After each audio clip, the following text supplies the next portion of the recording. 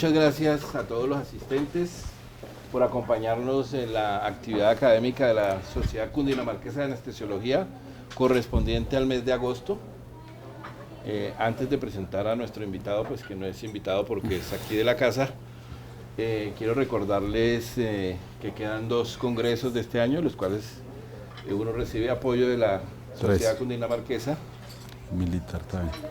Bueno, quedan 3 a los cuales quiero invitar, el de mañana, que es el Congreso Internacional del Departamento de Anestesia del Hospital Universitario Fundación Santa Fe de Bogotá. Anestesia pediátrica segura, pequeños cuerpos, grandes retos, 29 y 30 de agosto. Y no olviden la asistencia al curso anual de la Sociedad Colombiana de Anestesiología, Medicina Perioperatoria en el Paciente Ambulatorio, que se desarrollará el 27 de septiembre, 27 y 28 de septiembre del año en curso, al cual tenemos invitados nacionales e internacionales. Y recuerden que los miembros de los socios de la Sociedad Cundinamarquesa de Anestesiología que se encuentran al día y los residentes que se están inscritos pueden asistir al congreso sin costo. Para miembros de otras seccionales hay rebaja tanto para los miembros de la SCARET como para los residentes de otras seccionales. Entonces no olviden. Y el otro congreso que nos queda es el del militar, que es cuando... Noviembre. 21 y 22 de noviembre. Sí. Y para esta tarde, entonces para esta noche tenemos evaluación preanestésica y riesgo perioperatorio, para el cual tenemos invitado al doctor Jairo Pérez, muy conocido por todos nosotros, médico cirujano de la Universidad Nacional, anestesiólogo de la Universidad Javeriana en el Hospital de la Samaritana, intensivista de la Clínica Chayo con la Universidad de La Sabana. Actualmente coordina la unidad de anestesia del Hospital de la Samaritana y es el presidente de la Sociedad Cundinamarquesa de Anestesiología. Entonces los dejo con el doctor Pérez. Bueno, gracias, doctor Valero. Bueno, buenas noches, primero que todo, y gracias pues por la asistencia y por la puntualidad. El tema que vamos a hablar es, digamos, un poco, no es a mirar cuál es la evidencia científica y cuántos artículos hay publicados sobre eso, sino algunas reflexiones respecto a lo que implica la valoración preanestésica y el riesgo perioperatorio en nuestro medio. Y qué evidencia tenemos, digamos, cogiendo lo global, cómo podemos aterrizar, digamos, algunos conceptos a nivel local. Y pues la idea es que cuál es la relación de esa valoración preanestésica y el riesgo perioperatorio. Si hay alguna relación directa o si definitivamente son 2 cosas que van cada una por su lado.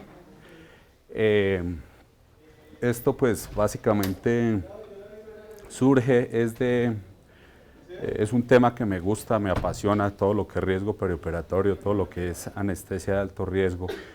Y en realidad pues uno quisiera tener mucho más evidencia, mucho más soporte científico en muchas cosas.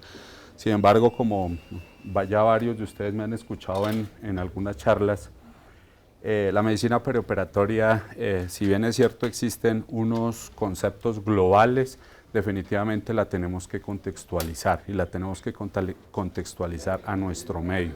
¿Por qué? Porque nuestras condiciones tanto de sistema de salud, adelante. Bueno, listo, gracias. Nuestro sistema de salud es diferente a todos los demás y de donde mejor tenemos evidencia, digamos, en los países desarrollados, y pues ustedes saben que somos bastante diferentes a los países desarrollados, principalmente los ingleses han trabajado mucho lo que es la medicina perioperatoria. Desde el solo sistema de salud, desde nuestras condiciones, digamos, ambientales, desde nuestras condiciones de vivir en este medio como tal, pues tenemos unos riesgos que son muy específicos y unas condiciones que son muy específicas. y por lo tanto la medicina perioperatoria la tenemos que hacer nosotros, o sea, la tenemos que ir elaborando nosotros y cada vez más ir generando cosas respecto a eso, a ver cómo lo vamos extrapolando, y pues la invitación es que cada vez hagamos un esfuerzo mancomunado para generar conceptos para nosotros o aterrizar esos conceptos que digamos hay a nivel mundial y que en este momento cada vez cogen más fuerza, pero que los tenemos que aterrizar. No tengo ningún conflicto de intereses, en este momento no trabajo con ningún laboratorio y no les vengo a vender ningún producto. Entonces, lo primero que tenemos que hacer nosotros es empezar a mirar desde el punto de vista perioperatorio qué significa riesgo. Y para eso, pues primero tenemos que mirar que básicamente tenemos unas condiciones o unos aspectos que los metemos todos en un embudo y al final vamos a tener un resultado.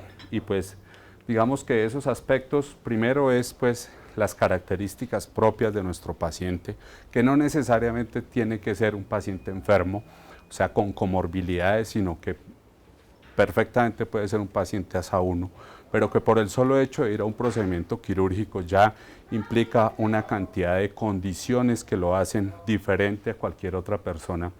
Y acá también pues tenemos unas condiciones propias de la misma edad del paciente, entre más edad avanzada, como más adelante les voy a mencionar, probablemente esas características propias van a empezar a aportar, sin hablar todavía de unas características, digamos, patológicas, sino para una persona completamente normal.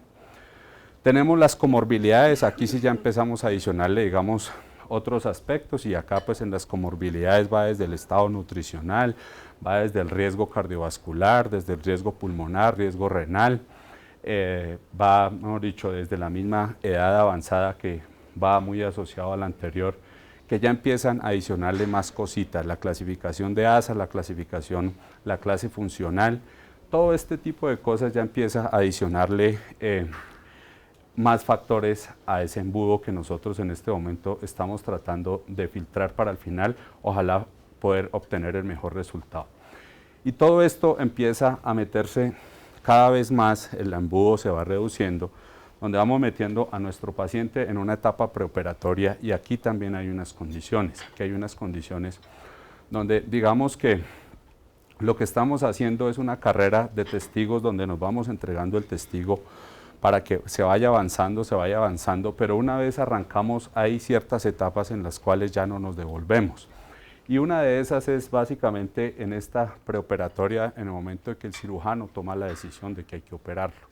En el momento que él toma la decisión que hay que operarlo, pues ya viene entonces la valoración nuestra que hacemos como anestesiólogos o la de otros especialistas como tal, y arranca un proceso que ya no se devuelve, generalmente termina ese paciente operado. Entonces, y aquí pues obviamente viene una cantidad de cosas que empieza ya a exponer a ese paciente a riesgos, y aquí como qué condiciones, básicamente por decir algo, empezamos a pedir test para estratificar, empezamos a pedir valoraciones por otras subespecialidades de acuerdo a las comorbilidades, y desde aquí pues empezamos, digamos, a desmembrar un poco nuestro paciente como tal para empezarlo cada vez a estudiar, pero a veces desafortunadamente lo que hacemos es cada quien por su lado, y aquí empezamos con problemas, digamos, desde el punto de vista del proceso de atención, y básicamente es que muchas veces cuando hacemos esta etapa preoperatoria, cada quien lo hace por su lado y nunca lo hacemos como trabajo en equipo.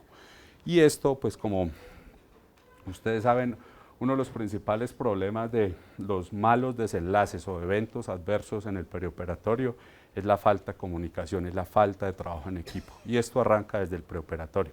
O sea, el cirujano nos manda una hoja para que nosotros la sellemos y lo autoricemos, pero nunca interactuamos con el cirujano, casi siempre, excepto que sea un paciente, digamos, de mucho riesgo, pero digamos, el de bajo riesgo no hablamos con el cirujano, y el de riesgo intermedio tampoco. Entonces, digamos, aquí empieza ya, empezamos a adicionarle cosas para que cada vez más se nos complique el embudo este que les estoy mostrando. Y pues la etapa intraoperatoria, pues ni hablar, porque aquí ya hemos hecho una cantidad de procesos previos que ya cuando llegamos a esto, pues ya no hubo reversa. Aquí ya empezamos no solamente de hablar todo lo que es la seguridad, porque pues la seguridad viene desde antes, pero aquí tenemos que hablar también del papel de la instrumentadora, del papel del auxiliar de enfermería, del papel de todo lo que es enfermería, del papel del residente, del papel del ayudante, del papel de laboratorio clínico, del papel de,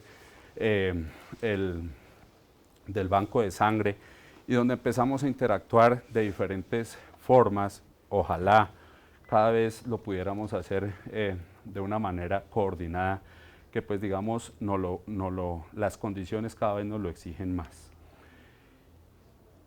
Perdón, aquí digamos también aparecen cosas que hacen que nosotros le demos seguridad a este paciente, y básicamente pues oiga, la monitoría, que esa seguridad viene desde antes del momento que yo estratifico, pero también es la monitoría que yo voy a utilizar, y no solo yo, sino también el mismo cirujano, para que tengamos, digamos, el mejor desenlace. También empieza a aparecer todo lo que es el proceso, digamos, de farmacovigilancia, tecnovigilancia ahí dentro de la sala como tal, que pues hace que se vaya complejizando, y al final tenemos una etapa posoperatoria que el resultado en este momento, ya digamos el desenlace, es el acumulado de todo lo que hemos venido haciendo antes, más otras cosas que le vamos adicionando. Entonces aquí empiezan a aparecer manejo, por ejemplo, del dolor, entonces ya con dispositivos especiales para bloqueos o con bombas de infusión, con todo ese tipo de cosas que empiezan a aparecer, digamos, más riesgos para este paciente que nosotros estamos teniendo. Y una cosa, y el tipo de cirugía, o sea, independientemente puede ser ASA 1, pero ya sabemos también, y eso cada vez está más estudiado, es que el tipo de cirugía, principalmente la cirugía mayor, tiene impacto por sí solo. Es un factor de riesgo independiente para que el desenlace sea no siempre el mejor para nuestro paciente. Y acá pues aparecen ya algunas cosas de la técnica anestésica, pues no lo metí ahí, pero pues digamos también empiezan a aparecer, este año ya salieron ahí algunas cosas, y ahorita como les voy a mostrar, principalmente algunas cosas en contra de la anestesia general, como les voy a mostrar en el estudio que el año pasado, cuando hablé de alto riesgo en el curso, les mostraba algunas estadísticas del sistema neozelandés, donde muestran cómo más de 2 anestesias generales parece que aumenta la mortalidad, o sea, en un mismo proceso, digámoslo. Entonces ahí empieza uno a tener, por decir algo, a tener en cuenta el paciente que va a una hemicolectomía, termina perforado, primero ya tiene la cirugía, que es una cirugía muy grande, y después los lavados con anestesia general. Entonces probablemente este paciente ya hay cosas que nos van a modificar nuestro desenlace. Y esto que es una diapositiva, digamos, que es de bastante relevancia. Esto es del sistema inglés, de los datos del sistema inglés, básicamente, donde muestran, y esto no es tan nuevo, esto es del 2011, donde nos muestran que en el mundo se realizan alrededor de 234 millones de procedimientos quirúrgicos, que la mortalidad quirúrgica en ese momento era de 0,4 a 0,8, ahorita en estudios recientes ustedes miran lo que salió en Lancet en 2012, la mortalidad inclusive ya en algunas sube hasta el 1%, o sea, empieza a subir un poco más, principalmente en pacientes de mayor riesgo. Que las complicaciones pueden llegar hasta el 17%, o sea, en todos estos 234 millones de procedimientos quirúrgicos. Y por esto, para los sistemas, digamos, donde cuantifican todo, para nosotros también, lo que pasa es que probablemente no lo tenemos lo suficientemente objetivizado, es un problema de salud pública. No solamente por los desenlaces, por el desenlace tanto en mortalidad, sino calidad de vida, de todos estos factores que se miden, sino también básicamente por los costos que esto tiene para un sistema de salud. Más del 15% de los pacientes quirúrgicos presentan morbilidad posoperatoria, y el 50% de estas complicaciones son complicaciones graves, o sea que se presentan. Y presentar una complicación dentro de los primeros 30 días es un predictor independiente de mortalidad, una sola complicación, o sea, independientemente de que tenga o no, digamos, comorbilidades o factores de riesgo, digamos, asociados. El solo hecho de tener una sola complicación. Presentar cualquier complicación reduce la expectativa de vida de 18.4 a 9.6 años. Y la cirugía mayor es un predictor independiente de mortalidad. Entonces, digamos, Esto es un panorama que pues obviamente le preocupa a uno porque si bien es cierto en este momento podemos vanagloriarnos de que nuestra especialidad dentro de los procesos médicos es uno de los procesos, digamos, más seguros, inclusive por arriba de la aviación y pues menos lo que ha pasado este año. La anestesia es una de las especialidades más seguras. Sin embargo, desafortunadamente, el proceso quirúrgico es uno de los procesos más inseguros que en este momento desafortunadamente se tienen. O sea, llegar uno a un hospital ya le pone riesgo si lo hospitalizan, porque ya va a tener una cantidad de factores a los cuales va a estar expuesto, pero son mucho mayores si se decide que lo van a hacer a un procedimiento quirúrgico. Ahí no se sabe cuál va a ser la balota que le va a tocar jugar al final. Y entonces aquí nosotros, digamos, dentro de todo ese proceso tenemos que tener en cuenta que cuando vamos a ver a nuestro paciente, cuando nos paramos frente a él, tenemos que mirar dos grandes campos y tenemos que decir, tenemos unos factores de riesgo externos y tenemos unos factores de riesgo internos, o sea, innatos tanto al procedimiento quirúrgico como al mismo paciente, como a sus comorbilidades. Y dentro de estos factores de riesgo externos no voy a mostrar estudios externos, sino voy a mostrar para nuestro medio. Y este es, digamos, el estudio IVEAS donde pues participó, mejor dicho, eventos adversos de pacientes, instituciones hospitalarias de Colombia, no el IVEAS exactamente, pero es el estudio acá hecho por el doctor Gaitán, el doctor Eslava, o sea, de eventos adversos, acá digamos en nuestro medio, o sea, no de afuera, sino para nuestro sistema de salud. ¿Y qué se encontró? Que hay eventos centinelas positivos, el 8%. La incidencia acumulada fue el 4.6% de eventos adversos y de esta incidencia el 6.2% son de especialidades quirúrgicas, o sea, de lo que nosotros estamos haciendo. 3.4% en pacientes obstétricos, 3.6% en especialidades médicas, ya que era lo que les comentaba hace un momento. Si uno va a un procedimiento quirúrgico ya tiene el doble de riesgo que si lo dejaran solamente hospitalizado. El 22% presentaron 2 o más eventos adversos y un 4% presentaron 3 o más eventos adversos. Estos son nuestros datos, esto en el 2006. El sitio de presentación del evento adverso fue la sala de cirugía, 31%, o sea, bastante alto de todos, o sea, 1 de cada 3 eran salas de cirugía. Hospitalización, 28%, salas de obstetricia, 17%, urgencias 9.4, cuidados intensivos 6.7, recuperación postquirúrgica 6.3. Si nosotros sumamos la sala con recuperación llega casi al 40%. O sea que en eso es responsabilidad nuestra, digamos, en eso nosotros, digamos, ese hace parte del proceso de lo que estamos haciendo nosotros en el día a día. Los eventos adversos se presentaron más frecuentemente como complicaciones técnicas intraoperatorias, mire, 27.6%, complicaciones no técnicas 15.7%, en procedimientos obstétricos de enfermería 16%, infección de herida quirúrgica 12.5%, relacionados con medicamentos 9.2% y complicaciones tardías 6.5%. Uno dice, bueno, no es tan alto, sin embargo, pues es bastante alto. Si uno se pone a mirar cuántos procedimientos quirúrgicos se hacen al año, es bastante alto, o sea, y es bastante importante. Y esto, aún si uno revisa este mismo estudio y lo que ha salido publicado, aún sabiendo que hay un subregistro, porque en realidad hay un subregistro y pues primero no tenemos una cultura de reporte para uno decir, no, es que todos los eventos adversos o todo lo que, eventos, digamos, centinelas, todo eso se está reportando y entonces no, o sea, en realidad esto es, digamos, de lo poco que se reporta porque no tenemos tampoco pues esa cultura. Y ya cuando nosotros nos vamos a mirar el riesgo interno, pues aquí tenemos estadísticas de afuera porque desafortunadamente pues en este momento no tenemos un registro interno.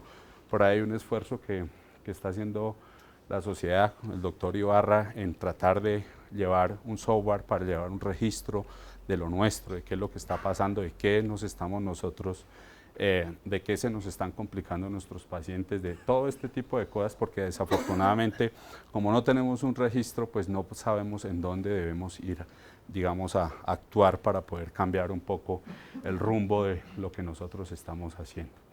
Y entonces, cuando hablamos del riesgo interno, pues digamos podríamos dividirlo en dos grandes grupos, aunque hay más cosas, porque pues aquí también deberíamos hablar un poco de la técnica anestésica, pero por lo menos hay un riesgo interno inherente al paciente y hay un riesgo interno del tipo de procedimiento quirúrgico. Y en cuanto al del paciente, estas gráficas que me gusta mostrarlas básicamente es porque reflejan, es todo un sistema de salud, que es el sistema de salud de Nueva Zelanda, digamos, donde nos muestran básicamente qué es lo que les está pasando. Esto fue una estadística que ellos tomaron desde el 2005 hasta el 2009 y lo publicaron en el 2011. Y básicamente, para empezar a mirar en cuanto a las causas de muerte por anestesia general, la primera causa definitivamente es de origen cardiovascular. Y en el estudio que salió el Lancet en 2012 sigue apareciendo que la primera causa es de origen cardiovascular, la mortalidad perioperatoria es de origen cardiovascular.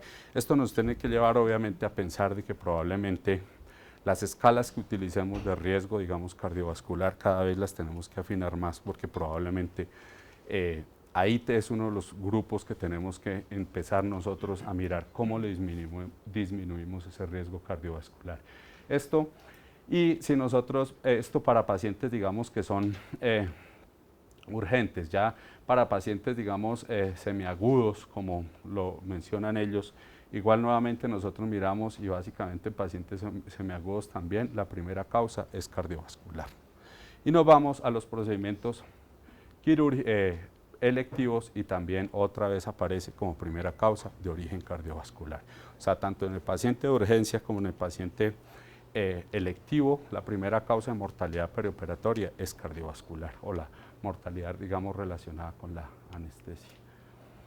Y acá, pues esto que nosotros también ya lo sabemos, y es que a medida que sube la clasificación de ASA, pues mayor va a ser la mortalidad, y esto es cierto para quienes, para también los tres grupos, para el paciente de urgencias, para el paciente electivo, o sea, también es cierto, obviamente, pues para el paciente que es de urgencias, el paciente agudo es mucho mayor, entre más vaya subiendo, pero si nosotros miramos en estos datos de los neozelandeses, ASA 4, ASA 5 aumenta la mortalidad de forma importante. Obviamente aquí uno dice ASA 3, no es tanto, sin embargo, ¿cuántos pacientes nosotros en ASA 3 tenemos? Un hipertenso no controlado es un ASA 3. Aquí ya podríamos decir, oiga, tenemos un grueso de pacientes también. Y si nosotros miramos el ASA 3, la mortalidad del ASA 3 comparado con el ASA 1, sí es bien importante, porque esto es doblar básicamente, y nosotros sabemos que el estudio original de la clasificación de ASA es el doble de mortalidad respecto a la clasificación, el de ASA 1 respecto a ASA 2, ASA 3, respecto a ASA 3.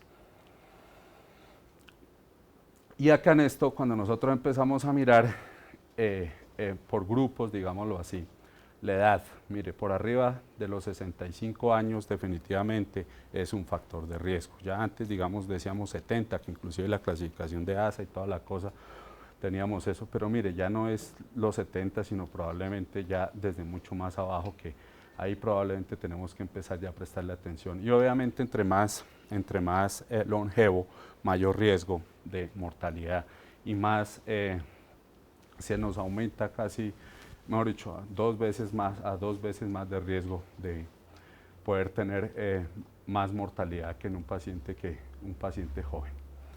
Por género, aquí no hay, digamos, una diferencia, y aquí lo que les mencionaba hace un rato, en esta estadística, mire lo que encuentran, paciente que se lleva a más de 2 anestesias durante el mismo procedimiento, anestesias generales, parece que empieza a tener, mire aquí lo encuentran, 1.8 veces, digamos, el OR, mayor riesgo de mortalidad por sí solo. Entonces es para empezarle a prestar atención.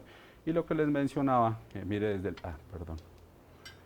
el paciente, desde el ASA 3 para arriba, ya como la mortalidad empieza a subirse, mire, pues el paciente ASA 4 y ASA 5, unos OR definitivamente muy altos. Y acá, esto nuevamente, lo anterior era para pacientes agudos, esto es para pacientes, digamos, electivos. ¿Qué es lo que sucede? Nuevamente, pacientes mayores de 65 años prácticamente se parece, es muy parecida a la mortalidad. O sea, el electivo no está exento de tener estos mismos factores de riesgo que el agudo. Obviamente es mucho mayor, como les mostraba en el anterior, el paciente que llega en, en un estado urgente. Y acá, digamos, cuando ya se mira toda la población, nuevamente, mayores de 65 años, definitivamente las 2 anestesias, más de 2 anestesias y la clasificación de ASA mayor de 3. O sea, al sumar todos, definitivamente, esos son factores de riesgo independientes para tener mayor mortalidad. Y en cuanto al tipo de cirugía de este mismo estudio, básicamente, mire, resección colorectal. Paciente 40 años, o sea, no tiene ninguna comorbilidad, pero va a una hemicolectomía, por decir algo, o una colectomía total. Nuevamente, miren lo que puede pasar. Básicamente, sin tener comorbilidad, la sola cirugía es un factor de riesgo. ¿Y cuáles son los factores, digamos, que se asocian a esa mortalidad? Nuevamente, la edad, nuevamente la clasificación de ASA, de mayor de ASA 3, ahí para arriba, que son los 2 factores principales que se asocian con mayor mortalidad por la resección colorectal. Eso en pacientes electivos, el paciente que llegó obstruido y se fue de hemicolectomía, por decir algo. En el paciente que llega electivo programado, nuevamente se parece mucho estos datos, mayores de 65 años y una clasificación de ASA mayor de 3.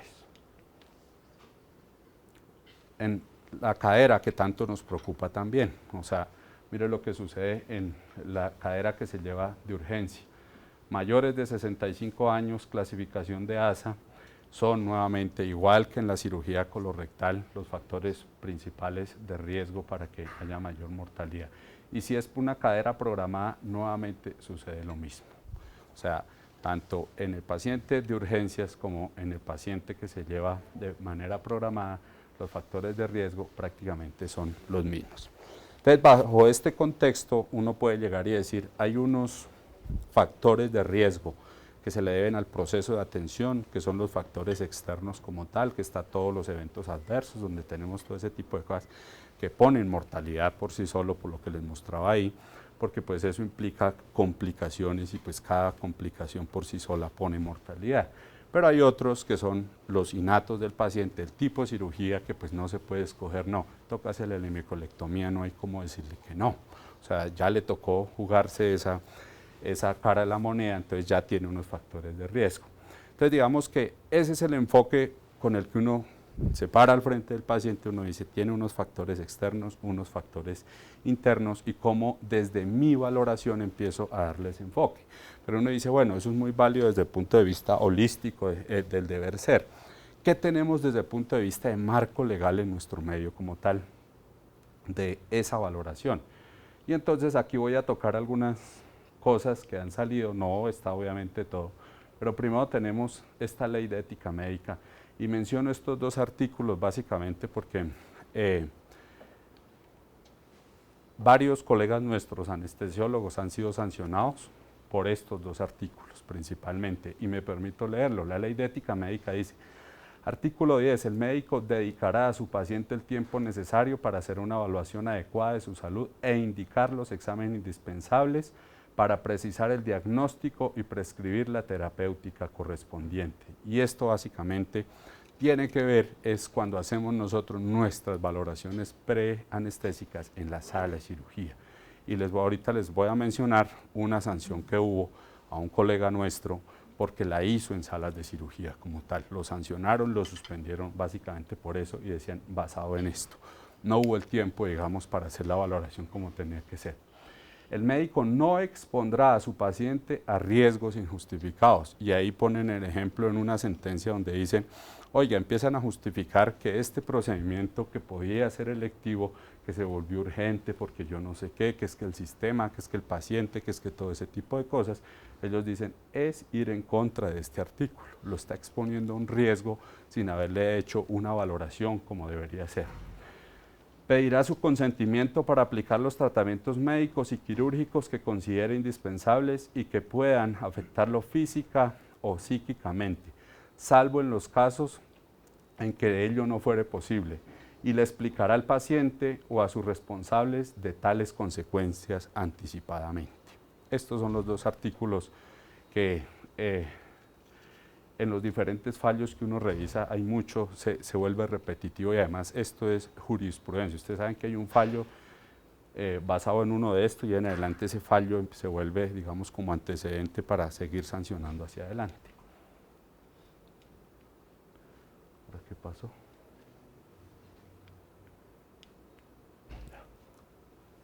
Tenemos nuestra ley, la ley sexta, de acuerdo, ¿qué dice respecto a la valoración preoperatoria? Nuestra valoración preanestésica, de acuerdo con la naturaleza de la anestesiología en el enunciado del artículo 1, el médico especializado en anestesiología y reanimación ejercerá las siguientes funciones, y aquí aparece esta: asistenciales, valorar la situación de salud, elaborando el diagnóstico desde la anestesiología, planeando, ejecutando y evaluando la atención integral del individuo, la familia y la comunidad. Y pues vienen nuestras normas que también, digamos, eso, uno dice, bueno, pero eso puede funcionar a nivel local nuestro. No. Esto, cuando uno revisa los fallos de los jueces, esto se tiene en cuenta. Dicen, ellos están autorregulados y ellos tienen unas normas propias. ¿Las cumplió o no las cumplió? ¿Qué dicen las normas mínimas? Estas es las que están vigentes en este momento, que son 2009. En este momento pues está el proceso de revisión como tal para actualizarlas y todas las cosas. Pero ¿qué dice respecto a la evaluación preanestésica? Es mandatoria en todo paciente. En ella, el médico anestesiólogo debe establecer el estado clínico del paciente, su estado físico según la clasificación del estado físico de la ASA y las pautas de manejo que considere pertinentes. Debe consignarse explícitamente todo lo referido a continuación, y ahí hay un anexo de qué es lo que debería uno, o sea, unos parámetros gruesos. La consulta preanestésica debe incluir antecedentes, estado clínico, revisión de exámenes paraclínicos, conceptos de otros especialistas, clasificación de ASA. Si se considera necesario, se pedirán nuevos exámenes o conceptos especializados. El día de la cirugía, el especialista a cargo del caso debe revisar que la información anterior esté completa y consignada en el registro anestésico. Se debe informar a los pacientes o sus familiares sobre el riesgo del acto anestésico y se debe obtener el consentimiento informado. Consulta preanestésica intrahospitalaria. Es la que se realiza en los pacientes hospitalizados. En ella debe establecerse el estado clínico actual. Se debe informar al paciente, si no se ha hecho previamente, sobre el riesgo del acto anestésico y se debe obtener el consentimiento informado. O sea, digamos, en las dos el consentimiento informado es un, digamos, requisito de la valoración preanestésica. Es ahí, no en la sala de cirugía como a veces lo hacemos. Y la evaluación en urgencias, el paciente de urgencias debe ser sometido a la evaluación preanestésica inmediata que su condición y las circunstancias, si su condición y las circunstancias lo permiten. O sea, ese sí nos toca en la sala como tal, pero digamos los otros dos, los que son, digamos, electivos, eso sí hay que hacerlo, digamos, en la valoración preanestésica. Jurisprudencia reciente. Esto, fallo del año pasado del Consejo de Estado. 20 años atrás, una paciente en un hospital en un hospital de Antioquia, una paciente que va a una cesárea, no es de urgencia, le colocan la peridural y después la paciente queda parapléjica. El fallo del año pasado y fue de 20 años atrás. ¿Qué es lo que dice el magistrado que fue el que fue el ponente? Dice, la principal razón para este fallo, o sea, sancionan al anestesiólogo no, sancionan es a la institución y básicamente la sancionan es por lo siguiente. La principal razón de este fallo, de acuerdo con el magistrado, fue el haber encontrado que el centro asistencial llevó a cabo el procedimiento de anestesiología sin cumplir el protocolo fijado en los centros de salud. Ellos obviaron específicamente la evaluación preanestésica, con la que se había logrado determinar los riesgos a los que se iba a someter la víctima durante el procedimiento. Y aquí hay una cosa que dice el magistrado: si bien es cierto, la valoración preanestésica no exonera o no es un seguro para decir no va a tener esa complicación, dice, el hecho de no hacerla lo que muestra es que sistemáticamente se está transgrediendo el proceso como tal. Y entonces él dice, puede ser que la valoración no hubiera encontrado nada, pero el hecho de que no la hubiera hecho, pues ya dice mucho de qué era lo que se venía haciendo, digamos, de forma rutinaria en la institución. Según el fallo, se demostró el desconocimiento del correcto acto médico que gobierna esta profesión, algo que se agrava si se tiene en cuenta que pese a que la mujer estaba en trabajo de parto, la cesárea no era tan urgente como para obviar la valoración previa. Y agrega que si bien la reacción desfavorable a los anestésicos se puede presentar incluso realizando las valoraciones previas, el solo hecho de haber practicado los exámenes preanestésicos habría podido evitar que resultara comprometida la responsabilidad del hospital. Y esto básicamente fue por lo que no se hizo la valoración preanestésica. O sea, que no, que la paciente no tenía ningún riesgo y que pues de manera fortuita, pues digamos quedó con parapléjica, pero lo que dice el fallo es eso, y esto es de octubre del año pasado, 2013, un fallo del Consejo de Estado. Esto ustedes lo vieron en la prensa, que salió que por error médico, hospital tiene que asumir alto costo de... Y aquí hay otra cosa que también les quiero mencionar, y es en la gaceta que nosotros distribuimos, en la gaceta esta que les llegó a ustedes, pues a los socios, probablemente los residentes no todos lo tengan, pero la gaceta que sacó el Tribunal de Ética Médica específicamente sobre anestesia, de los últimos, hay uno de los últimos fallos, es de un hospital de Caldas, donde se lleva a una paciente a una histerectomía. La paciente se le hace la valoración preoperatoria, preanestésica en la sala de cirugía. ¿Y qué sucede? Que obviamente eso fue, o sea, una estancia, otra estancia, finalmente termina sancionado el anestesiólogo, el ginecólogo, básicamente porque la paciente era diabética, la paciente se va de la histerectomía, pero vuelve a los 5 días con una pelviperitonitis y la paciente se muere. Entonces, claro, se busca la asociación de qué era lo que pasaba, y lo que sí queda registro es que la paciente no se le hizo, digamos, la valoración, digamos, afuera, y cuando se llega a salas de cirugía se encuentra que tenía una glucosa como de 200, una glucometría como de 270. Entonces, en ese momento no se maneja, sino apenas termina el procedimiento se le empieza a colocar insulina y todo ese tipo de cosas. Pues en ese fallo, pues ahí lo que dice el magistrado es, oiga, si ustedes le hubieran controlado la glicemia antes de, le quitan un factor de riesgo para que la paciente se infecte, porque sí hay una asociación entre la hiperglicemia y la infección de herida quirúrgica o la presencia de cualquier tipo de infección. Y en ese suspenden a nuestro colega temporalmente, y al ginecólogo lo sancionan más duro al ginecólogo, porque el ginecólogo sí conocía a la paciente un poco antes que nosotros, que el anestesiólogo que estuvo en el procedimiento.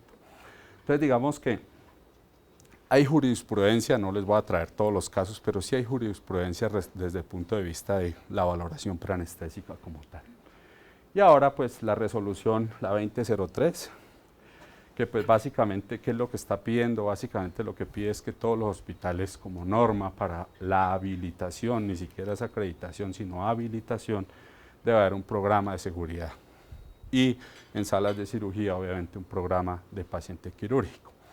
Entonces, digamos que sí tenemos una legislación, o sea, hay una jurisprudencia que en este momento, digamos, debemos conocerla. El hecho que no la conozcamos y cometamos errores, eso no nos va a exonerar como tal. Y pues que desde el punto de vista legal sí estamos reglamentados y sí está reglamentada la valoración preanestésica. Y entonces, basado en esto, uno podría decir, y hay muchas guías, y hay muchas cosas que mencionan, pero esto es para algunos elementos para que al final, digamos, la idea es que cada uno pues planteemos nuestras ideas respecto a esto, pero A nivel general, uno podría decir, y hay más, hay muchos más, pero ¿cuáles serían entonces los objetivos de la valoración preanestésica? Y uno podría decir, a grosso modo, por eso digo, hay muchos más, pero por lo menos estos 5, y es gestión del riesgo del paciente y el equipo. Gestión del riesgo implica ¿qué? Que hay una evaluación, que hay una estratificación y que hay una mitigación, o sea que hay una optimización prequirúrgica hasta donde sea posible optimizar al paciente como tal. Y eso pues básicamente esto es mucho, o sea esto es muchísimo porque pues no es solo ver el paciente solo por llenar un requisito y entonces firme y ya tiene valoración preanestésica como tal, sino hacer todo el proceso de forma integral, pues básicamente va enfocado mucho, digamos, al riesgo interno del paciente, hasta dónde lo puedo cambiar, pero también al mismo riesgo externo. Ahorita la valoración preanestésica, y ustedes saben que en los programas de seguridad, todo lo que es lo de los medicamentos que venía el paciente, digamos, tomando y cómo ahí en adelante los voy metiendo como una lista de chequeo. Llega el paciente a la valoración nuestra, llega el paciente a la hospitalización el día previo, llega el paciente a la sala, llega, o sea, cómo esos medicamentos cada vez, mejor dicho, toca irlos teniendo como una lista de chequeo. Esto que es muy importante, la relación médico-paciente, y básicamente es que, mire, nosotros, pero pues en las mismas normas mínimas, ahí da a entender que eso se acepta y pues digamos esa es la forma como nosotros funcionamos, y es que el que hace la valoración no siempre es el anestesiólogo que le da la anestesia al paciente. Sin embargo, por eso, de todas maneras, sí la relación médico-paciente desde el punto de vista de nosotros como especialistas, pues ahí es donde tenemos nosotros el momento. Ya en la sala de cirugía, ya probablemente, como muestran por ahí, de, oiga, lo que implica cómo nos ve el paciente a nosotros, pues con un tapabocas y todo al revés, o sea, probablemente la relación médico-paciente nuestra con nuestro paciente en realidad es muy pobre. Aquí es donde probablemente la vamos a tener y pues esa relación se centra mucho en todo, en explicarle todo este tipo de cosas, de cuáles son los riesgos, digamos, inherentes al mismo paciente, al procedimiento quirúrgico y a todo el proceso. El consentimiento informado, que esto también creo que ya bastante machacado está, y es que el consentimiento informado firmado en la sala de cirugía, la validez para un juez cada vez es más limitado, hemos dicho, prácticamente no lo tienen en cuenta, que porque ahí el paciente ya estaba bajo condiciones de presión, ya no se podía devolver prácticamente, que lo tiene que hacer es en el momento de que uno hace la valoración en un espacio diferente a la sala de cirugía como tal. La interacción del equipo de trabajo, eso debería ser una de las cosas que nosotros lo hacemos como les decía, lo hacemos en un grupo de pacientes, el grupo de pacientes probablemente el más complicado, pero no lo hacemos en todo el mundo, donde, oiga, llamamos al cirujano y le decimos, ¿de verdad usted le va a hacer todo ese procedimiento? ¿Será que no se puede de pronto hacer esto porque es que tiene mucho riesgo? Por decir algo, un paciente hipertenso pulmonar muy severo, de hipertenso pulmonar severo, y que el cirujano diga, no, le voy a hacer la paroscopia y probablemente me voy a demorar porque le voy a hacer una cantidad de cosas. Uno dice, oye, de pronto no va a hacerlo, hemos dicho, ¿por qué no se lo hace abierto de pronto? Porque está en disfunción o en falla ventricular derecha o alguna cosa de esas. Pero esto cada vez lo tenemos que ir haciendo un poco más, prácticamente es para que nos lleve a que como equipo de trabajo podamos mejorar un poco la comunicación, que es uno de los factores claves. El 80% de los eventos adversos en este momento en el mundo tuvieron algo que ver con comunicación dentro del equipo de trabajo. Entonces digamos que por eso es importante que desde antes podamos hacer. Y finalmente pues la protección legal, o sea la protección legal sí tiene que ser pues en este momento, por eso les mostraba la norma, es que definitivamente el no hacerlo sí nos expone, y nos expone, no nos exonera definitivamente. Y acá cuando nosotros hablamos, me vuelvo un poquito acá, la gestión del riesgo no es solo el riesgo del paciente, sino el riesgo nuestro también. Probablemente si nosotros podemos hacer todo esto, oiga, le damos seguridad a nuestro equipo de trabajo y probablemente trabajar en un quirófano donde tenemos todo el proceso bien estandarizado, lo cumplimos y todas las cosas, pues para uno probablemente es un seguro también de decir el riesgo de que yo tenga algún desenlace nefasto al lado de mi paciente y que yo termine involucrado, probablemente disminuye también. Y finalmente, pues ya de acuerdo a eso, ¿quién debería hacer esa valoración preanestésica? Yo creo que pues ahí ya sobra. yo creo que sobra y definitivamente tenemos que ser nosotros como anestesiólogos. Y básicamente tenemos que ser nosotros como anestesiólogos porque nosotros somos los que sabemos lo que sucede durante todo el proceso. Nosotros somos los que sabemos que si este paciente tiene una fracción de eyección del 20%, ¿qué pasa si le pongo el propofol? ¿Qué pasa si le pongo el etomidato? ¿Qué pasa si le pongo la ketamina? No es el cardiólogo, porque probablemente el cardiólogo no ha usado, sino por allá de estudiante o de interno, el propofol si tuvo la oportunidad, pero él no es el que sabe qué es lo que sucede. Cuando en el momento de que yo le abro un halogenado, ¿qué pasa con ese gasto cardíaco? ¿Qué pasa con esa presión arterial? Entonces nos toca a nosotros. Digamos, en este momento hemos cambiado y creo que en eso cada vez avanzamos más, y es que antes hacíamos la valoración nuestra, encontrábamos que el paciente tenía un factor de riesgo, falla cardíaca, enfermedad coronaria, lo que ustedes quieran, y entonces nosotros decíamos al cardiólogo, y el cardiólogo nos le volvía diciendo, sí, riesgo conocido, es un riesgo alto, pero pues toca operarlo, opérelo. Y uno decía, bueno, listo, ya el cardiólogo me dijo que sí, sin embargo eso no le modifica el desenlace al paciente.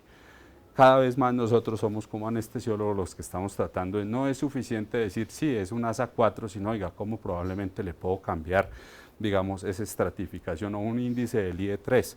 ¿Cómo probablemente le puedo mitigar ese riesgo haciéndole determinadas cosas? Y eso prácticamente a veces pues los mismos cardiólogos las escalas de valoración prequirúrgica para cirugía no cardíaca no la aplican. Entonces digamos, ¿esto quién la debería hacer? Nosotros. Definitivamente nosotros somos los que debemos tener, digamos, debemos ser los directores de la orquesta, es decir, oiga, este paciente que es diabético sí necesita el concurso del endocrinólogo, sí necesita el concurso del internista o no, así como está en la mejor condición, porque esa decisión, sí, eso es de nosotros como tal. Y acá pues ya recomendaciones, pues yo creo que ya han salido básicamente por el camino, y básicamente es que cuando hagamos nosotros la valoración preanestésica a nuestros pacientes tenemos que tratar de hacerla en la manera más holística, la forma más integral que nosotros podamos hacerlo. Y ahí viene otra cosa, probablemente la valoración preanestésica de 5 minutos no es tan buena tampoco, porque digamos si es para valorar y aún así tampoco. Solo pacientes ASA 1 probablemente, y nos lo volvemos por allá atrás donde les mostraba lo de la ley de ética médica, donde decía debe dedicarle el tiempo suficiente para hacerle una valoración médica integral. Esos dos artículos que yo les mostraba fue con los que sancionaron a los dos, al ginecólogo y al anestesiólogo en el paciente en el que se llevó esterectomía y que terminó muerta por la diabetes mellitus que tenía como factor de riesgo. Y pues básicamente es que tenemos que volver a recuperar la valoración preanestésica como algo muy de nosotros, y segundo, con la importancia que tiene, y esto tiene que ser una valoración muy completa. Hay instituciones, y sabemos, o sea, donde hay grupos que dicen, no, ¿sabe qué? A mí me pagan por productividad y sabe que le encimo la valoración preanestésica, porque la vemos como algo por allá. Inclusive hay instituciones que han puesto a médicos generales a hacer valoraciones preanestésicas, y probablemente yo creo que cuando uno mira todo esto uno dice, oiga, no, probablemente no, y inclusive en esto debería ser la persona que más recorrido tenga, porque implica mucho, poder uno lograr detectar todos los riesgos probablemente implica tener cierta experticia para poderlo hacer. Y pues eso era todo lo que tenía para decirles. Ahora me gustaría pues escucharlos a ustedes, qué opiniones tienen y cómo de pronto pues generar algunas cosas, recomendaciones que nos sirvan a todos nosotros para protegernos y para proteger a nuestro paciente, que finalmente es nuestra razón de ser. Yo tengo una cosa hace mucho tiempo en la cabeza. Uno charla con los colegas en diferentes instituciones. Yo trabajo en Profamilia.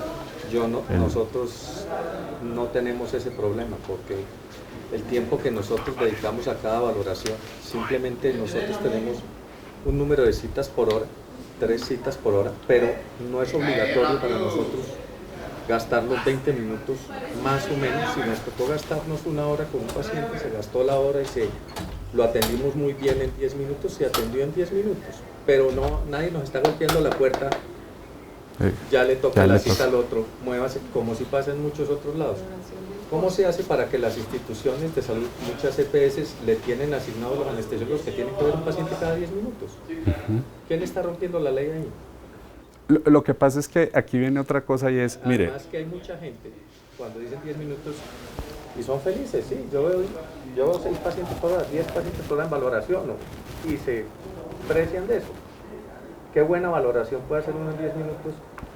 Si yo pienso que la valoración anestésica, de las cosas más importantes que hay, es establecer una excelente relación médico-paciente, darle confianza a la persona en lo que se le va a hacer, siendo que se está entrevistando con un profesional que para él es un perfecto desconocido. La persona está pensando, esta persona es buena, es mala, es un buen médico. Uno tiene que demostrarle que uno está haciendo las cosas bien, eso hace ganar confianza. Y una buena relación médico-paciente evita demandas. es cierto. Es cierto, porque digamos ahora uno dice, bueno, demandan la institución, pero ahora con la nueva legislación que hay, o sea, toda la jurisprudencia que hay en este momento, la institución la pierde, ahí mismo no la devuelve. O sea, así, o sea, hemos dicho eso, de todas maneras nosotros terminamos involucrados, ya en este momento no estamos exentos de eso. Y hay una cosa, doctor, respecto a lo que usted dice, desafortunadamente nosotros mismos como anestesiólogos somos los que nos hemos encargado probablemente de decir que la valoración preanestésica es algo de trámite y es algo para poder que vaya al lado de la hoja de facturación y que lleve el consentimiento como tal. Entonces yo creo que ahí sí nos toca en nosotros otra vez empezar a defender ese espacio, porque es una consulta especializada. O sea, es una consulta no es una consulta de triaje, no es nada de esas cosas, sino una consulta altamente especializada. Hay unas instituciones donde nosotros mismos tenemos la culpa porque le damos el valor a la consulta preanestésica para que vaya el residente, ¿sí? Y él es el que valora, y cuéntenme, ¿qué le vio? ¿Cierto? Es terrible después de ver esta charla, saber que la responsabilidad, ¿sí?, recae en alguien que se está formando y que hacia el futuro va a volver a hacer lo mismo. O sea, que vaya, que el residente mayor vaya y haga la valoración preanestésica. Tome el sello. Terrible para la educación, y terrible para el sistema, y terrible para la legislación también, porque eso lo siguen haciendo. Cuando debería ser el de mayor experiencia, el que asume el riesgo, y entonces después sigue la bola de nieve, entonces llega el paciente a la sala y dice, no, ese viene con valoración preanestésica, ni siquiera la ley. Páselo a la sala, ¿sí? Porque ese es el sistema. Y entonces, ¿quién hizo la valoración? Y hay un sitio donde yo trabajé que decía en el récord de anestesia, ¿está usted de acuerdo con la valoración preanestésica? Porque uno no puede estar siempre de acuerdo y puede llegar hasta ahí. Y bueno, listo, hace algo por el paciente y por uno. Pero casi todo el mundo dice, no, páselo y empecemos ya. Entonces estamos tomando a la ligera muchas cosas desde la educación de nuestros anestesiólogos. O sea, desde ahí empezamos mal. Listo. Yo siempre me quedo con una duda, y es que hay un tipo de paciente especial que no tenemos en cuenta o que no utilizamos muchas veces la paciente materna. O sea, a nuestras salas de cirugía y en los servicios de obstetricia llegan maternos con cesárea programada. Y no es usual que los servicios de salud o los ginecólogos manden a estos pacientes a valoraciones preanestésicas antes de. Entonces, hacer esa valoración en el momento en la sala de cirugía, ¿qué hacer ahí? Y el otro punto es las analgesias peridurales. Una mamá gritando, con dolor. Sí. Que usted explicarle un procedimiento es casi que imposible. ¿Qué hacer en estos casos? En respecto a lo primero, el fallo del año pasado es ese.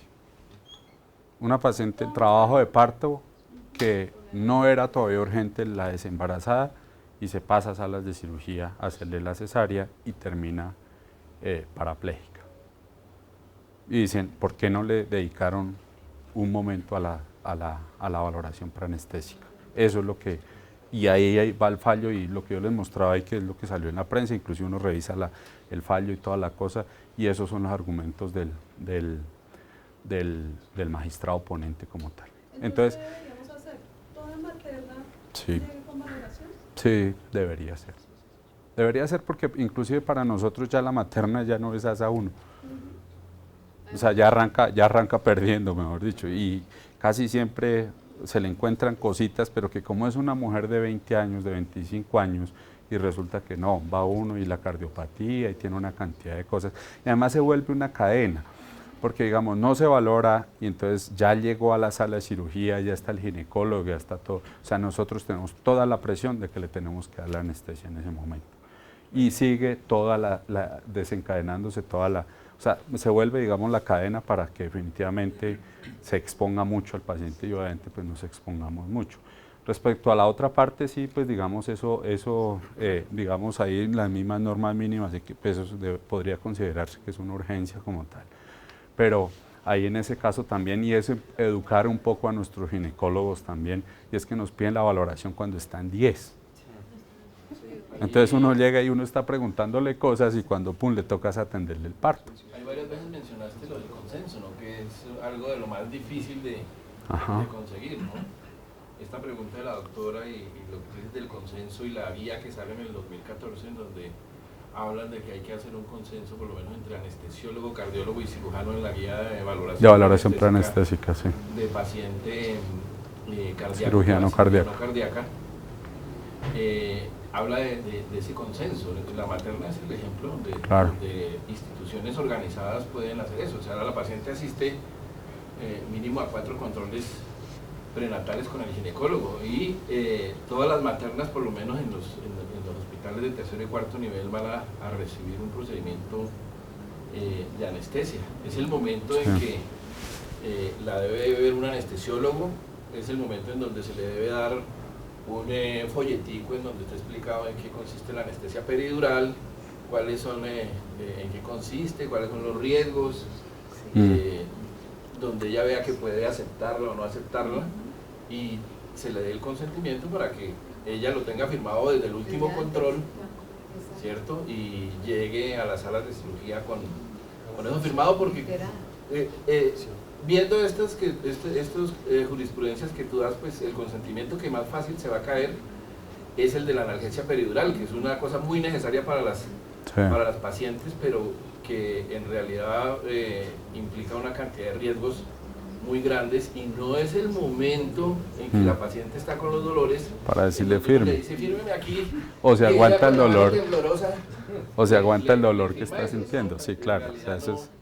no tiene mayor valor. Ahí otra cosa que yo quería decir es que cuando tú dices avanzamos, pues habrá unas instituciones que sí han avanzado en valoración preanestésica, entendiéndola como uno de los pilares fundamentales de disminución del riesgo del paciente quirúrgico y de seguridad de los pacientes. Otras no, o sea, todos los días uno ve anestesiólogos, colegas, y más si no son anestesiólogos, que no le dan la debida importancia a la valoración preanestésica. Muchos confunden valoración preanestésica con mirar exámenes.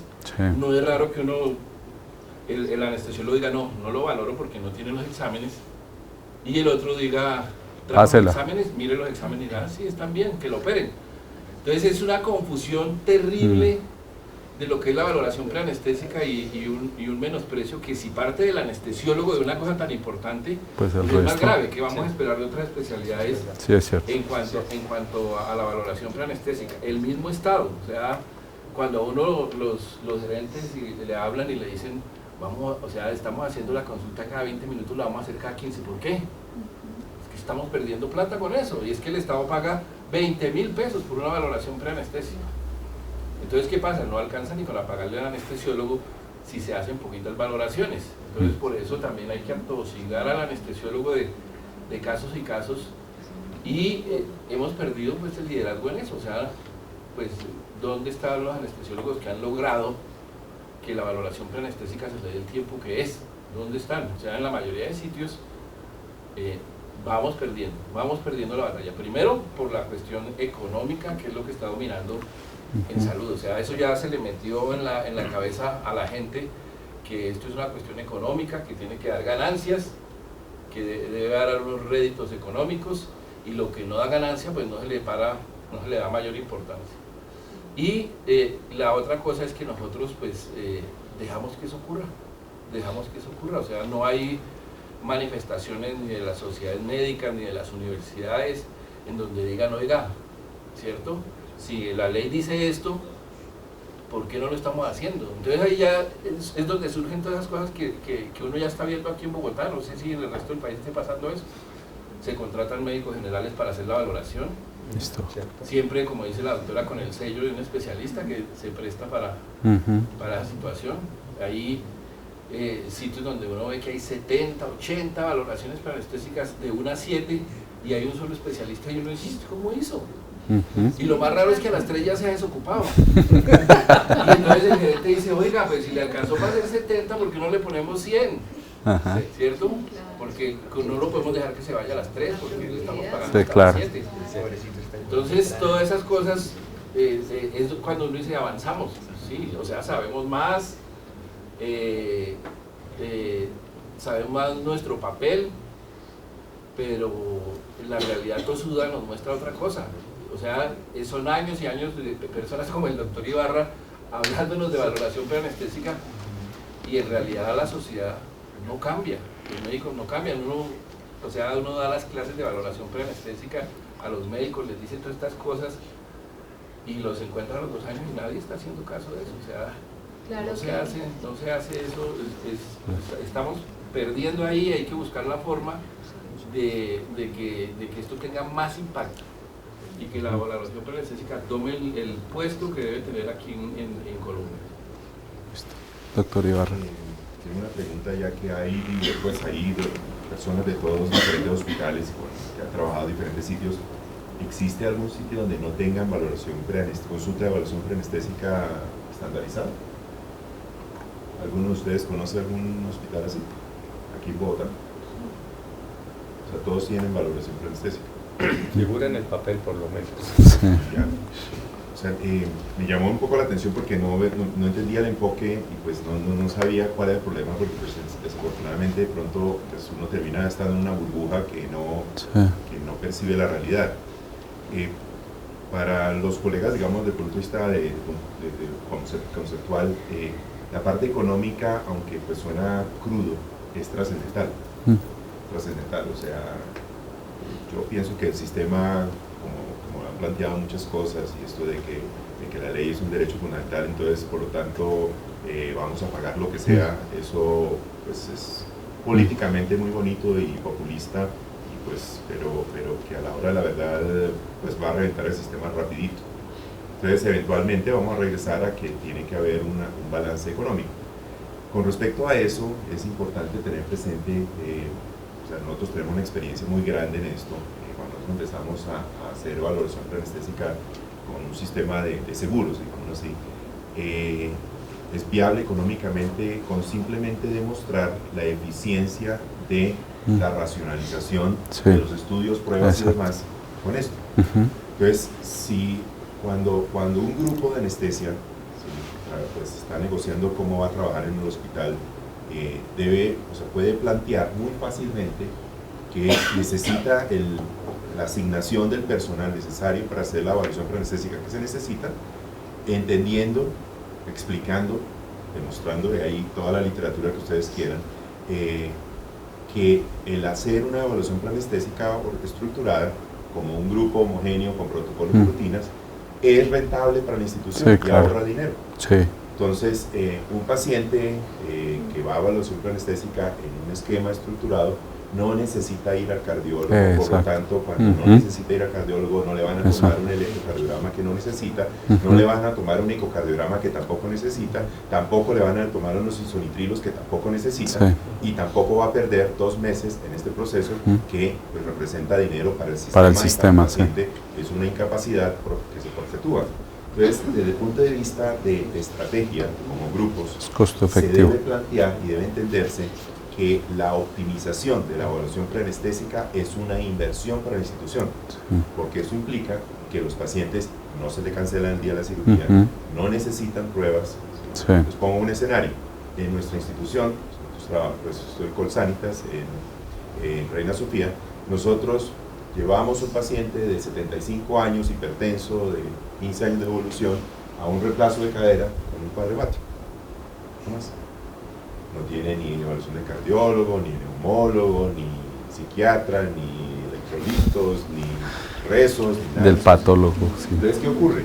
O sea, para el sistema, o sea, es asombrosamente eficiente que un paciente se pueda ver, va para una cadera, el paciente tiene una clase funcional 1 hasta hace 6 meses que quedó discapacitada por la cadera, ¿sí? Va para cirugía, se opera, los 2 días está en su casa y no costó el proceso de ordenarle un montón de pruebas, como a veces pasa en muchas instituciones, que no le generan beneficio al paciente, ¿sí? Y si lo exponen a riesgos. Pues el paciente pues va bien. Entonces es una aproximación económica que permite, o sea, si uno lo plantea de una manera de economía, mire, señor administrador, no le vamos a cancelar cirugía en el quirófano. Nuestra tasa de cancelaciones por problemas médicos es miserable, es, mejor dicho, es casi un evento. Eso no ocurre. ¿Sí? No va a ir a pruebas innecesarias. 2/3 partes de los pacientes que nos llegan a consulta no tienen ningún examen de laboratorio. Y la mayoría de esos pacientes que llegan sin examen de laboratorio salen de consulta anestésica sin examen de laboratorio. Eso representa muchísimo dinero. Yo he presentado varios trabajos al respecto de eso, pósters y demás, mostrando cómo ese dinero, para nosotros, por ejemplo, ha representado que la institución diga, oiga, estos tipos son buen negocio. Entonces, pues cuando pedimos que nos pongan monitores no sé qué cosa, máquina no sé qué cosa, el ultrasonido no sé qué, las drogas no sé qué, todo nos lo dan, porque somos un buen negocio. Entonces, es un gana-gana. Nosotros tenemos nuestra evaluación preanestésica, ¿sí? La podemos hacer estructurada, ¿sí? Representa un beneficio para el paciente, representa un beneficio para el sistema y representa un beneficio para el ejercicio de la anestesia. Y esa de pronto es una aproximación práctica para los grupos que negocian con sus instituciones. Sí. Sí, a mí me parece muy importante ese aporte, doctor Ibarra, porque hay instituciones donde el mismo, y nosotros por ejemplo nos pasó, las mismas caderas. Llega la cadera, la fractura, que uno sabe que hay que operarla en el menor tiempo posible y toda la cosa, pero el mismo ortopedista llegaba y le disparaba a todo el mundo. No, diabético, endocrino, mejor dicho, a todo el mundo. Entonces, ¿qué pasaba? El endocrinólogo dice la TSH, la hemoglobina glicosilada, todas esas cosas. Después el cardiólogo, el ecocardiograma, le empieza a encontrar cosas y el paciente dura no sabemos cuánto tiempo. Cambiar esa mentalidad también en nuestros colegas, digamos, quirúrgicos es muy difícil porque desafortunadamente nosotros mismos también dimos esos bandazos, donde nos mandaban la valoración y nosotros le disparábamos a todo el mundo. Entonces dice el mismo quirúrgico dice, pero si eso es lo que le va a hacer el anestesiólogo, pues yo voy adelantando. Entonces probablemente ahora nos toca es otra vez lo que dice el doctor, es ir retomando nosotros. Una cosa práctica. Sí. Hace 12 años, por ejemplo, cuando arrancó, pues, cuando crecieron las EPS y demás, la EPS afiliada a nosotros, encontró una cosa sorprendente. Las caderas del POS, EPS, operadas en hospitales universitarios en Bogotá, eran más caras que operadas en Reina Sofía a precios de honorarios de prepagada. ¿Qué pasó? Las empezamos a hacer todas, porque era más barato operarlas en nuestra institución que operarlas en los hospitales universitarios de Bogotá. No tiene lógica. Y era por eso. O sea, el paciente en vez de estar hospitalizado 2 noches, ¿sí? Terminaba hospitalizado 2 semanas, tenía todo tipo de pruebas, estudios, laboratorios, divulgaciones y demás, y el paciente, pues, y ni hablar de la fractura de cadera. Un colega ortopedista me dice, pues, porque hay un trabajo que hay ahorita andando en que de acelerar las obsesiones y las caderas y más. Bueno, entonces me decía, no, yo debo tener de las tasas más altas de mortalidad de fractura de cadera del mundo, porque mis pacientes, el grupo de anestesia, me los atrasa 1 semana. Llega la fractura de cadera y en 1 semana lo pasan a cirugía. Sí, no, entonces, claro. Pues, o sea, no. ¿sí? Pero entonces es parte de nosotros entender, o sea, es una aproximación económica, si uno lo entiende de esa manera, que es estructurarla con protocolos, con rutinas, ¿sí? No simplemente arbitrariamente es que a mí se me ocurre que a mí me gusta este examen, este otro, es que lo hago estructurado, agilizo los procesos, le va mejor al paciente y le va mejor a la institución y nos ahorramos plata a todos. Y se justifica que nos paguen la consulta anestésica como debe ser. Como tiene que ser, sí, con el tiempo que... Y por último, la valoración penestésica de cirugía plástica. Eso sí. Eso es algo que ya definitivamente hemos aceptado que en nuestra profesión no tiene valor. Salió un fallo de la Corte donde el mismo día que se hace la valoración preanestésica no se puede operar al paciente de cirugía plástica, porque no es válido. ¿Cirugía plástica? Cirugía plástica. Entonces, Pero eso de que te valoro al paciente en la mañana. Ese fallo sí. o sea, a mí me hicieron esa pesquisa en el Comité de Seguridad de parte de Antioquia, pero no conozco ese fallo, Sí, porque no porque, entiendo la... O sea, porque el cirujano plástico y sobre todo en cirugía plástica estética, ¿sí? Le dice, le traigo esta paciente, joven, mire, le podemos operar por la tarde, cumple el ayuno. Entonces la valoraban por la mañana, ¿sí? Y la operaban por la tarde. La pregunta es, ¿el fallo, qué fallo es? ¿Qué tipo de...? Es un fallo que salió el año pasado en contra de las valoraciones preanestésicas en cirugía plástica estética de pacientes que se valoraban en la mañana y se operaban en la tarde. Es que para ser realistas, digamos, eso no tiene ninguna importancia, realmente. En la menor mayoría de los pacientes, desde el punto de vista médico, no tendría ninguna importancia. El problema está en plástica, digamos, no soy experto en eso. El problema en plástica surge alrededor de las pacientes que llegan de 8 horas de vuelo, ¿sí? Llegan aquí, aterrizan y entonces lo vamos a operar esta tarde. De pronto en ese sentido, y eso sí. está contemplado entre las recomendaciones del Comité de Seguridad en Cirugía Plástica, en que esos pacientes no se pueden operar el mismo día. Sí. Pero digamos, desde el punto de vista médico, no es claro cuál es la razón por la cual eso no se pudiera hacer. No se puede. Si quiere, yo se lo envío. Sí, por favor, porque no. Eso se parece al fallo, ¿no? O sea, muchas veces el juez se mete en los terrenos de legislar desde el punto de vista médico, ¿no? En el fallo donde dicen que la anestesia peridural, pues que si se le hubiera hecho la valoración, se le habrían pedido los exámenes. Sí, y cada que uno contesta los fallos, siempre le pregunta al juez y los abogados cuáles son los exámenes, y insisten en que los pacientes se operaron sin exámenes. Una cosa importante Y para entonces, si no se le hicieron los exámenes, no se sabe cómo se va a comportar con la anestesia. Entonces, sí, claro. esa ignorancia de los jueces es la que muchas veces también lleva a aumentar los costos. Doctor. Esa parte, digamos, es compleja porque somos nosotros mismos responsables. Los peritos, sí. Entonces, Nosotros somos los peritos. yo fui citado como perito a un proceso de una muerte de un paciente, en el cual la fiscalía argumentaba que el paciente no tenía pruebas, que por esa razón el paciente había fallecido. Yo fui, presenté los descargos, lo que sea, el paciente había fallecido por otras cosas, pero nada que ver con los laboratorios, y el hecho de eso se desestimó. Pero, ¿qué ocurre? La dificultad alrededor de los exámenes, y es algo que estábamos discutiendo hace unos días en una reunión grande, es que nosotros mismos como anestesiólogos exigimos exámenes, ¿sí?, en muchos sitios. Entonces resulta que hay cirujanos que nos dicen, mire, si lo llevamos a tal sitio, yo tengo que pedirle todo, porque si no, ni siquiera me lo reciben. Lo que usted está diciendo de que si no trae examen no lo atiendo siquiera, ¿ve? Ese tipo de cosas pasan. Entonces, ¿qué ocurre? Nosotros, en la medida en la cual seguimos en algunos escenarios solicitando o presionando por la presencia de sus exámenes, estamos perpetuando la idea mágica de que los exámenes sirven. Para ponerlo en contexto, para que ustedes sepan de dónde vienen los exámenes de laboratorio, vienen de un artículo publicado en Surgery en el año 42, en que un cirujano, ¿sí?, encuentra que los pacientes que le pidieron exámenes sobrevivieron más que los pacientes que no le habían pedido exámenes. A partir de ese estudio de Surgery del año 42, ¿sí?, entonces todos le pedimos exámenes. En este momento, si ustedes miran las guías AJA publicadas ahorita en julio, apenas salieron online, pero están ya disponibles, ya simplificaron aún más, ni siquiera justifican las pruebas invasivas, si solo sí se justifican si el paciente vale la pena revascularizarlo. Si uno va y mira la literatura para revascularización, los pacientes que merecen revascularización previa a cirugía son muy pocos, con los dedos de la mano en un año. Son pocos. Entonces, cada vez más se han limitado las pruebas que se necesitan para llevar a un paciente.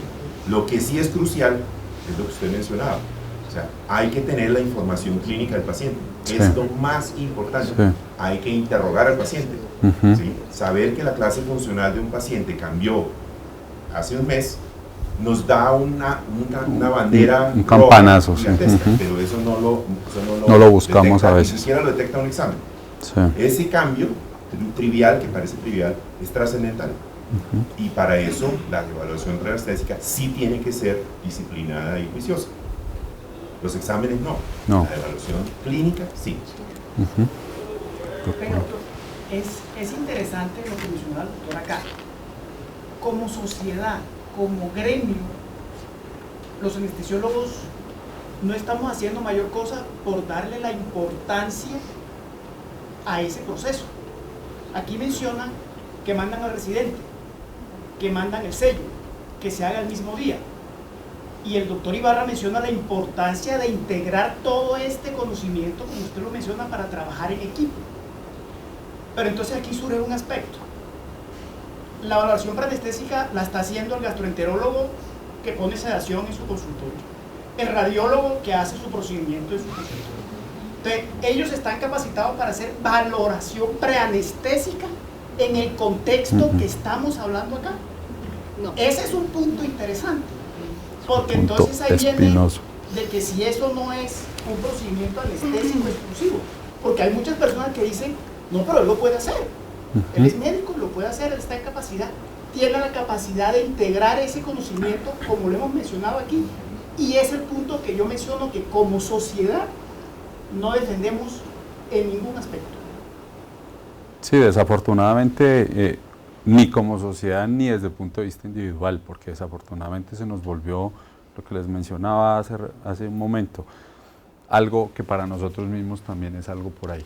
Y es más, mire, hacer valoración preanestésica, ¿a cuántos de nosotros nos gusta? Empecemos por ahí. Mucha gente dice, lo primero que la gente dice es, a mí, yo no voy a hacer esa consulta. A mí no me gusta hacer consulta. Nosotros allá en la institución, en la nuestra, tenemos cada 20 minutos. Aún así, la gente no le gusta hacer consulta. Entonces, si ve cómo nosotros, y eso es una de las cosas que tenemos que probablemente ir cambiando ese chip a las nuevas generaciones, porque es que no es solo que llegue a la sala y ya hago el bloqueo y toda la cosa, sino, oiga, ¿cómo rompemos nosotros el círculo? Y probablemente nos vamos a demorar, porque probablemente, es que, otra vez lo de las simultáneas y todo ese tipo de cosas, o sea, eso definitivamente son cosas, o sea, cuando uno mira esto, cuando uno mira todo el contexto global y qué es lo que está pasando, uno dice, oiga, probablemente si uno es consciente, uno dice, probablemente montar 3 salas, definitivamente ninguna parte cabe, ninguna cabeza cabe de que eso va en pro de la seguridad del paciente y mucho menos en el nuestro. Entonces probablemente ese tipo de cosas implica un cambio cultural y eso va a ser, nos vamos a demorar, pero tenemos que irlo haciendo cada vez más, por lo mismo que nosotros y lo que dice el doctor Ibarra.